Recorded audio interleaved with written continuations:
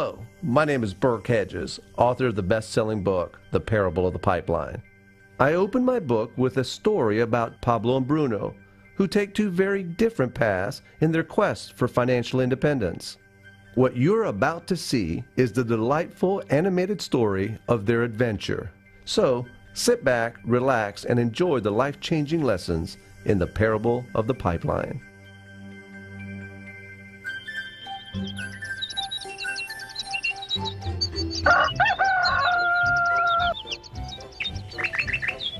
아름다운 계곡이 있는 작은 마을에 파블로와 브루노라는 젊은 두 친구가 살고 있었습니다.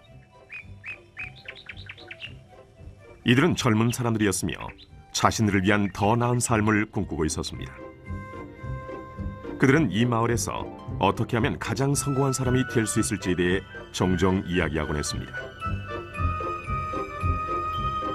파블로와 브루노는 힘든 일을 두려워하지 않았으며 자신의 목표를 실현하고 꿈을 이룰 기회를 찾고 있었습니다.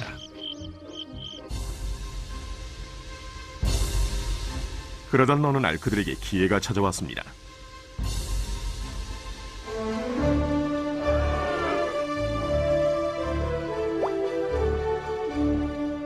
이 마을의 이장이 마을을 가로질러 있는 산 위에 있는 샘에서 샘물을 길어 마을로 실어 나르기 위해 2명을 고용하기로 결정했던 것입니다.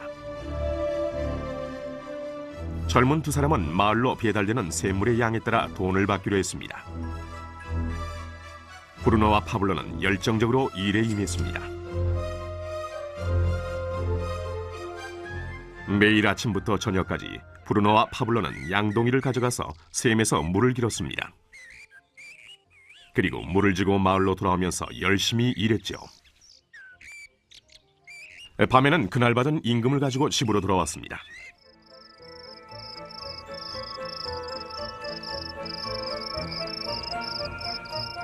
브루노는 자신의 일과 자신이 번 돈에 만족했습니다. 그는 이 일로 꿈을 이루었다고 확신했습니다.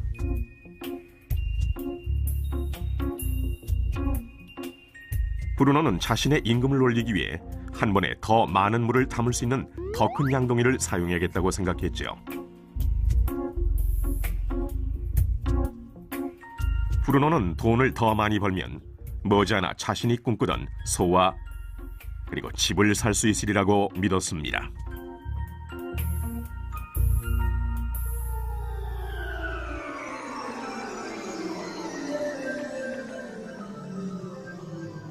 반면 파블로는 만족하지 못했습니다.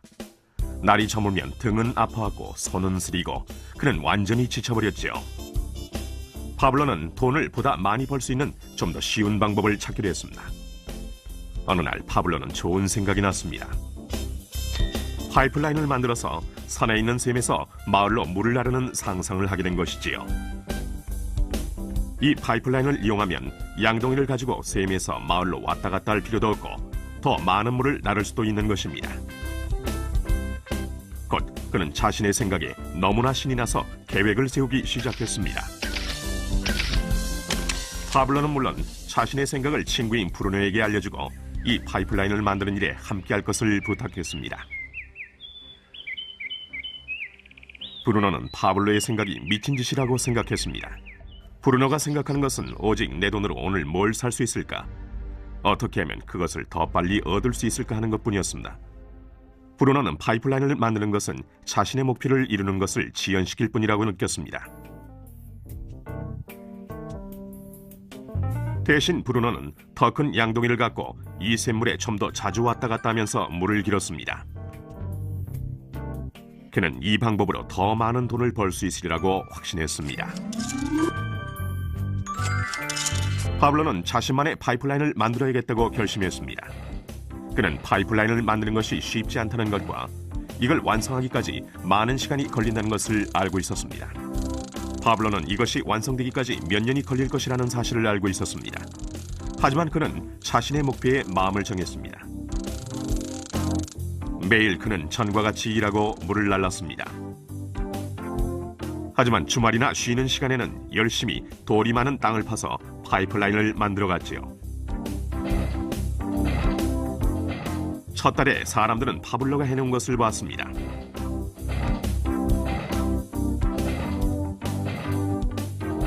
브루노와 마을 사람들은 비웃으면서 그를 놀려댔습니다. 사람들은 파블로를 파이프라인맨이라고 불렀죠. 이 기간 동안 브루노의 수입은 2배가 됐습니다. 그는 벌써 소와 더 큰 집을 샀답니다. 라이프 스타일도 바뀌었죠. 브루노는 일을 마치고 돌아오면 물을 날라서 힘들게 번 돈으로 술집에 가서 즐겼답니다.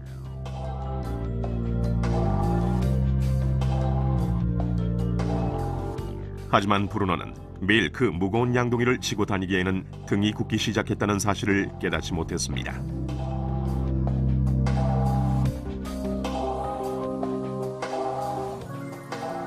그의 얼굴은 수척해졌고 몸은 피곤했습니다. 곧 그는 몸이 약해져서 점점 더 적은 물을 나를 수밖에 없게 됐습니다.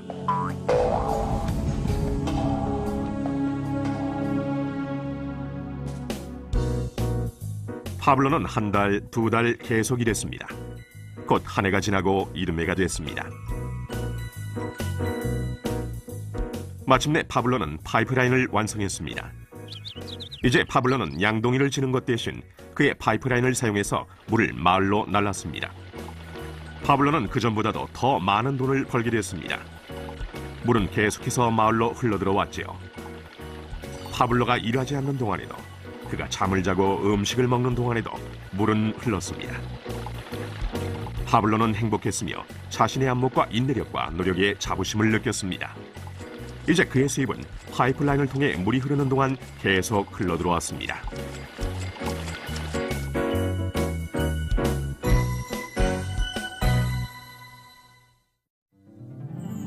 브루노와 파블로의 이야기는 인생의 한 단면을 반영합니다. 이들의 직업은 많은 사람들이 돈을 벌기 위해 하는 일을 상징합니다. 브루노는 양동이를 이용해서 돈을 법니다. 그는 양동이를 들고 왔다 갔다 하면서 산에 있는 샘물에서 물을 길어와서 돈과 바꿉니다. 수입을 늘리려면 샘으로 보다 자주 가거나 더 큰 양동이를 사용해야 합니다. 현실의 삶에서도 우리는 열심히 일함으로써 수입을 늘리는 경우가 보통입니다. 예를 들어 초과 근무를 하거나 부업을 갖는 것이죠. 우리는 또한 더 많은 돈을 주는 자리로 옮김으로써 양동이의 크기를 키웁니다. 이 경우에는 종종 그 일에 보다 많은 시간을 투자해야 하지요. 우리 중에 대부분은 브루노와 같이 돈을 시간으로 바꿉니다. 모든 사람은 하루에 오직 24시간만을 갖고 있으며 모든 시간을 일하는 데만 쓰는 것은 불가능하다는 사실을 우리는 알고 있습니다. 가장 어려운 시기는 우리가 나이, 건강 또는 다른 이유로 더 이상 돈을 시간과 바꿀 수 없는 때가 왔을 경우입니다. 이때 우리의 수입은 멈추게 됩니다. 이제 파블로가 했던 일을 살펴봅시다. 매우 지혜롭게도 파블로는 그의 전 시간을 제한적인 수익과 바꾸지 않았습니다. 그는 다만 파이프라인을 만들 수 있는 시간만을 사용했습니다. 그는 파이프라인이 물이 흐르는 동안 계속해서 수입을 가져다 줄 것을 알고 있었습니다. 그가 매일 일했던 시간보다 몇 배의 수입이 계속되는 것입니다. 파블로는 아마도 나이나 건강 때문에 어느 날 그가 쓸 수 있는 시간과 돈을 바꾸지 못하게 될 것이라는 사실을 알고 있었습니다. 파블로는 이 파이프라인 아이디어를 성공시키기 위해서는 이 파이프라인을 열심히 만들기만 하면 된다는 걸 알고 있었습니다. 파이프라인이 완성되자 파블로는 그의 수입이 계속될 것인지 확인하기 위해 물의 흐름을 점검하고 보수할 수 있었습니다.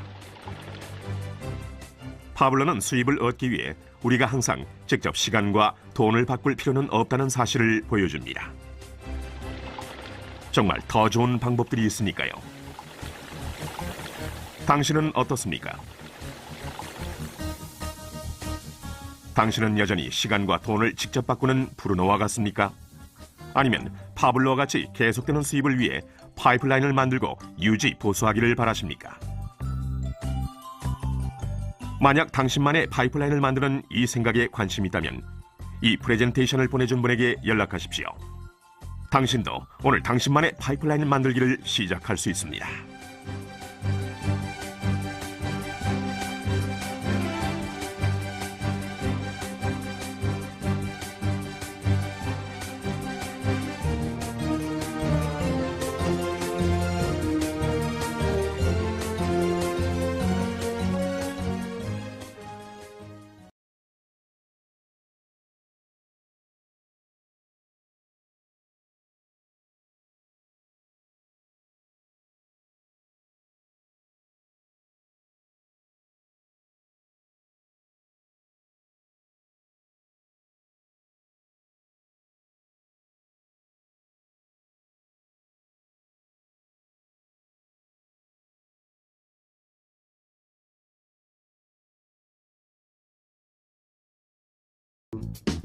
안녕하세요, 북튜브 강래현입니다.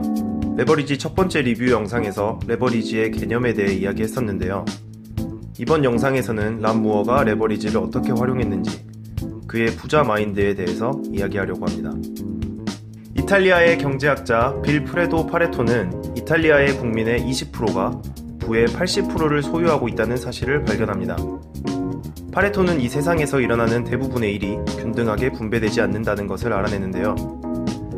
파레토 법칙의 예를 들어보자면 고객의 20%가 수익의 80%를 창출하는 것, 가치의 80%가 노력의 20%에 의해 달성되는 것, 부의 80%를 20% 사람들이 소유하고 있는 것 등이 있습니다.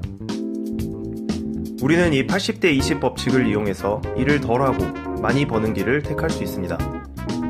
80%의 효과는 20%의 노력만으로도 얻어진다는 생각을 가지고 전략적으로 20%의 중요한 일에 노력을 집중해야 하는 것이죠. 우리는 모든 일을 다 잘할 수 없습니다. 그러기에 우리는 시간도 돈도 부족합니다. 그래서 생산성이 낮은 80%의 일을 남에게 맡겨야 하는 거죠. 전체 수입의 20%를 버는데 80%의 노력을 사용하고 있다고 생각해보세요. 일을 할 의욕마저 없어지지 않나요? 람 무어는 철저하게 80대 20 법칙을 기반한 자신만의 원칙을 지키며 20%의 시간만을 사용하고 나머지 80%의 일은 레버리지하거나 버리는 방식으로 최대의 결과를 얻습니다. 알버트 아인슈타인은 복리의 법칙을 세계 8대 불가사의라고 불렀습니다. 복리란 중복된다는 뜻의 한자어 복과 이자를 의미하는 리가 합쳐진 단어로서 말 그대로 이자에 이자가 붙는다는 뜻인데요. 골프를 치면서 돈 내기를 하는 경우를 생각해보죠. 첫 홀에 1,000원을 걸고 다음 홀마다 거는 돈을 2배씩 늘린다고 하면 별로 큰 금액이 걸린 판이 아닌 것처럼 보입니다. 하지만 각 홀마다 돈이 2배로 늘어나면 9번째 홀에서는 25만 6천원, 15홀을 돌면 1638만 4천원, 18홀을 돌면 1억 3107만 2천원이 됩니다. 기업의 매출, 브랜드의 평판, 지식의 습득도 같은 방식으로 작동합니다. 람 무어는 시간 역시 같은 방식으로 작동한다고 합니다. 연못에 떠있는 수련도 복리의 법칙을 따르는 것처럼 보입니다. 수련은 매일매일 전날 덮었던 수면의 2배의 면적을 덮습니다. 처음 며칠은 별로 큰 면적을 차지하지 않는 것처럼 보이지만 30일 후에는 호수 전체를 덮습니다. 한번 반대로 생각해보죠. 수면의 절반을 덮는데 29일이 걸렸지만 나머지 절반을 덮는 데에는 단 하루밖에 걸리지 않은 거죠. 더 가보자면 4분의 1을 덮는데 28일이 걸렸고 8분의 1을 덮는데 27일이 걸렸습니다. 이 개념은 우리에게 통찰을 가져다 주는데요.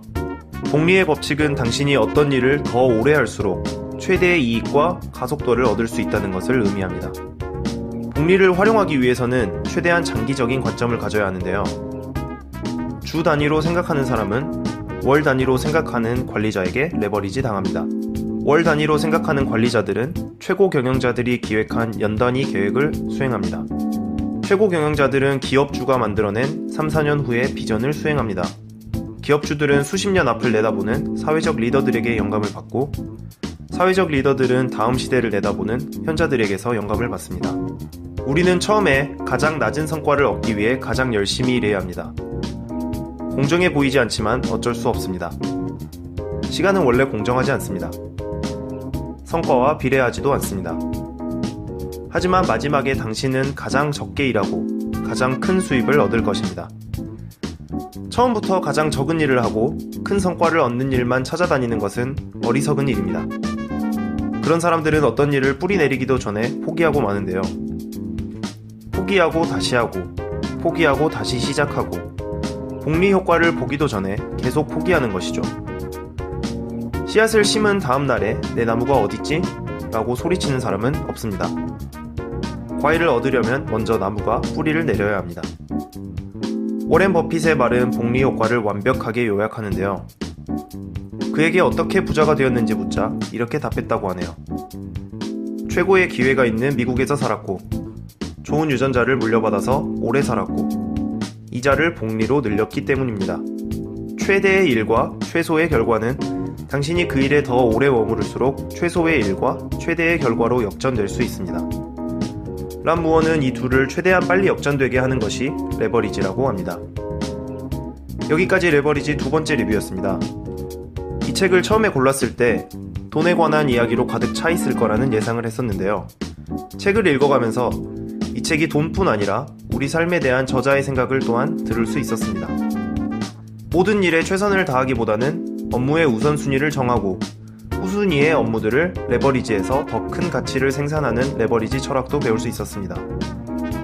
이 영상이 도움이 되었다면 좋아요를, 더 많은 정보를 원하시면 구독하기를 눌러주세요. 그럼 안녕.